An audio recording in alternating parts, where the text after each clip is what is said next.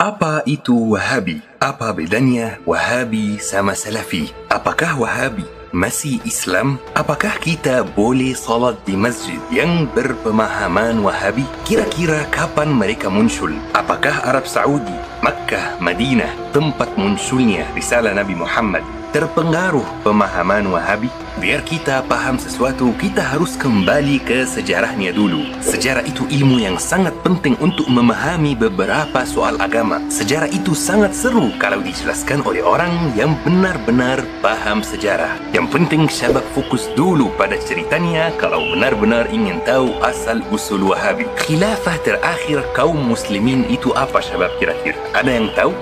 Iya, Khilafah Utsmaniyah. Orang Utsmani itu syabab, atau Khilafah Utsmaniyah itu bisa dibilang berpemahaman sufi. Suka ziarah, suka zikir berjamaah, suka salawat.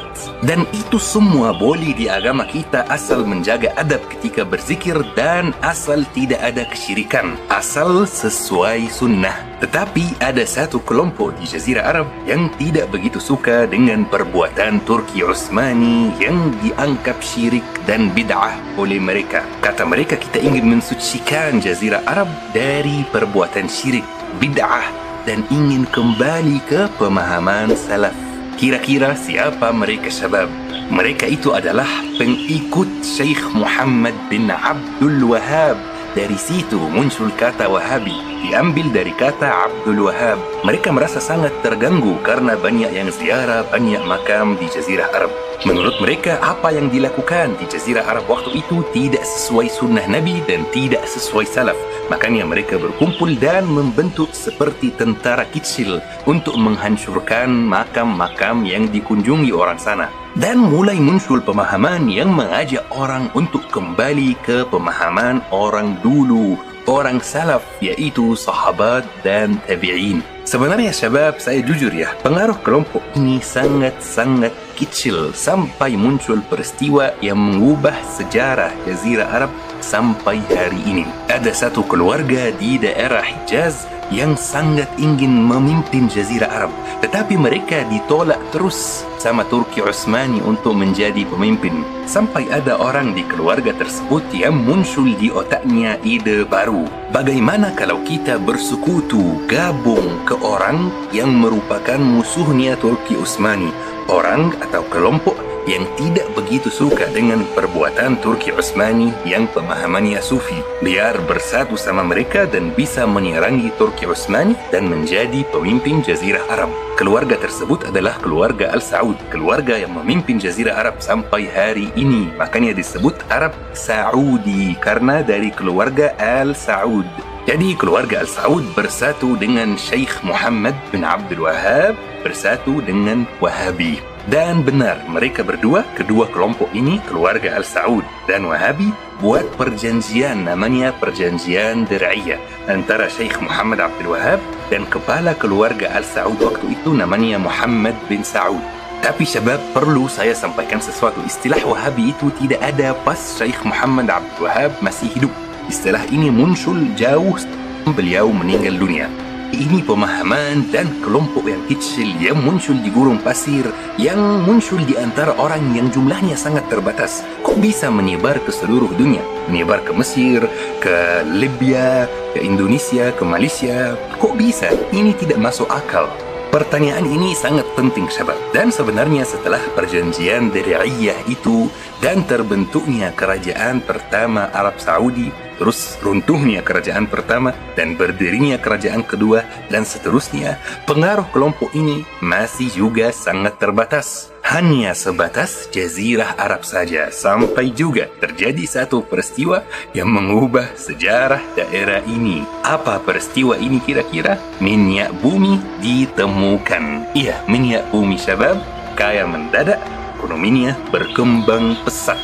Jadi di sana mereka butuh tenaga kerja asing. Jadi mereka panggil TKA dari Mesir, dari Libya, dari semua negara Arab dan dari Indonesia juga. Dan otomatis TKA yang kerja di sana itu bergaul setiap hari dengan orang yang berpemahaman Wahabi. Jadi ketika dia balik ke negaranya, dia agak terpengaruh oleh pemahaman yang ada di sana. Taib syabab, mungkin ada yang mau bertanya, kira-kira kata Wahabi itu beda nggak dengan kata Salafi? Apa itu Wahabi dan apa itu Salafi? Dan apakah Wahabi itu masih Islam atau tidak? Kira-kira apa itu Wahabi dan apa itu Salafi? Apa perbedaan antara Wahabi dan Salafi?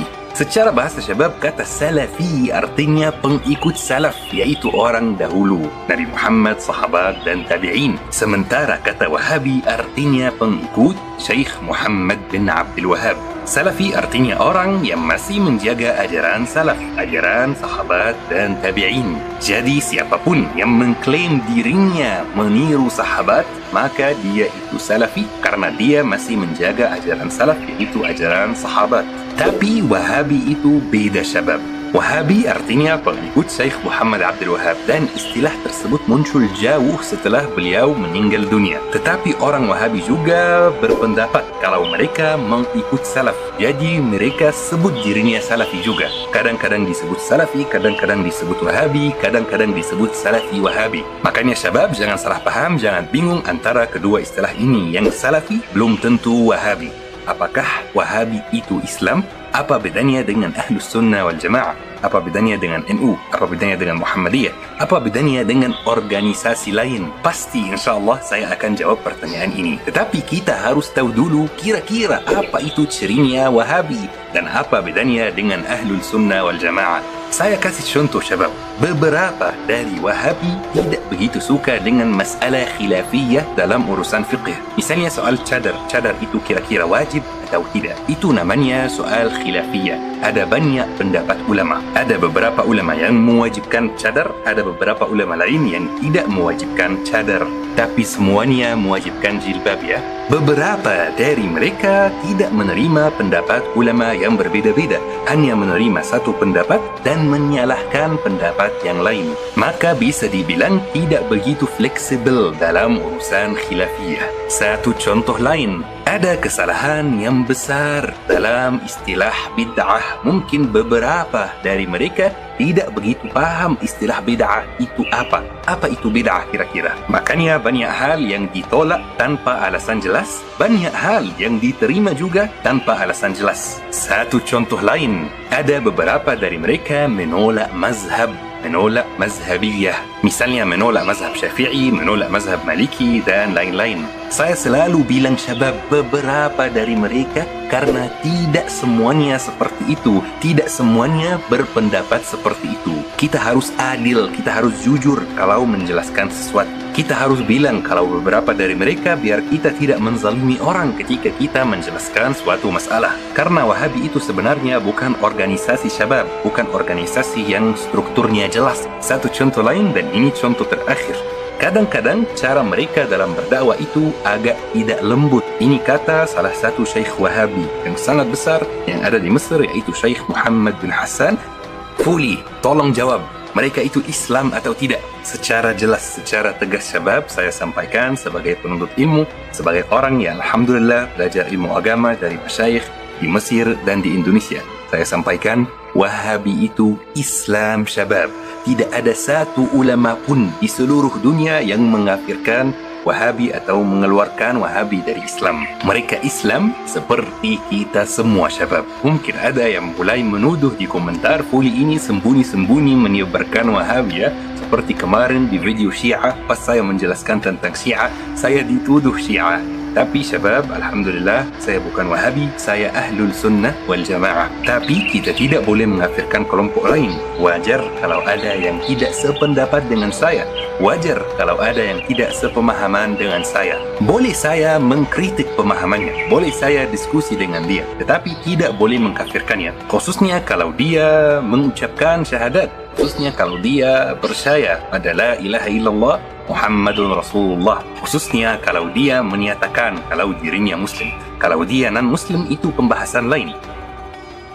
Pesan saya kepada teman-teman Wahabi atau teman-teman yang terpengaruh oleh pemahaman Wahabi. Ingat pesan Allah kepada Nabi Musa ketika Nabi Musa pergi ke Fir'aun, orang paling zalim sepanjang sejarah dunia. Idhaba ila Fir'auna innahu tagha. Pergilah kamu berdua kepada Fir'aun karena dia telah melampaui batas, karena dia mengaku jadi Tuhan. Faqula lahu qawlan layyina. maka berbicaralah kamu berdua kepadanya dengan kata-kata yang lembut, supaya dia sadar, supaya dia tidak mengaku Tuhan. Luar biasa agama kita. Fir'aun saja yang mengaku jadi Tuhan, kita diperintahkan untuk berbicara dengan dia dengan cara yang lembut.